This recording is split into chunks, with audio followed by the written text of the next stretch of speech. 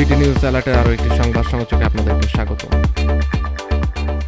পালাবো না বলেও পালিয়ে গেলেন শেখ হাসিনা। শেখ হাসিনা দেশ ছেড়ে পালায় না, পালাতে জানে না, এই কথাগুলো যিনি বারবার বলেছেন সে তৎকালীন প্রধানমন্ত্রী শেখ হাসিনা গত বছরের 5 আগস্ট দুপুরে দেশ ছেড়ে পালিয়ে গেছেন।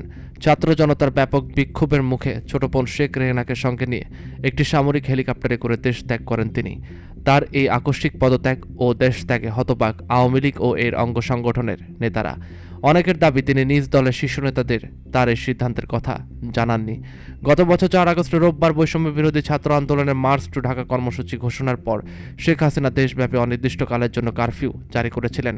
এরপর 5 আগস্ট সোমবার বেলা 2:30টার দিকে তিনি পদত্যাগপত্র রাষ্ট্রপতির কাছে পেশ করেন এবং সঙ্গে সঙ্গেই সামরিক হেলিকপ্টারে করে দেশ ত্যাগ করেন।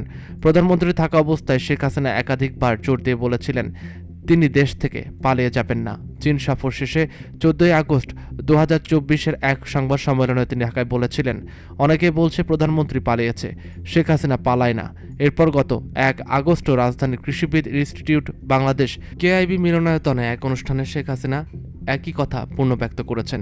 এর আগে বিএনপির মহাসচিব মির্জা ফখরুল ইসলাম আলমগীর শেখ হাসিনাকে পদত্যাগের আহ্বান জানিয়ে বলেছিলেন, তীব্র গণজোয়ার শুরু হয়েছে, আওয়ামী লীগ পালানোর পথ পাবে না। সেই বক্তব্যের জবাবে আওয়ামী লীগ সভাপতি বলেছিলেন, শেখ হাসিনা বা আওয়ামী লীগ কখনো পালায় না, পালিয়ে যায়ওনি কখনো।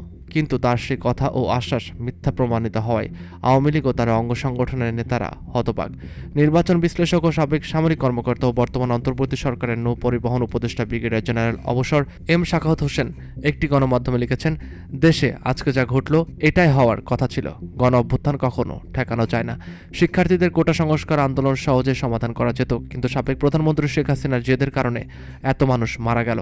এম সাখাওয়াত হোসেন আরও বলেন, গণমাধ্যমে প্রাণহানির যে চিত্র উঠে এসেছে, বাস্তবে এর সংখ্যা আরও অনেক বেশি।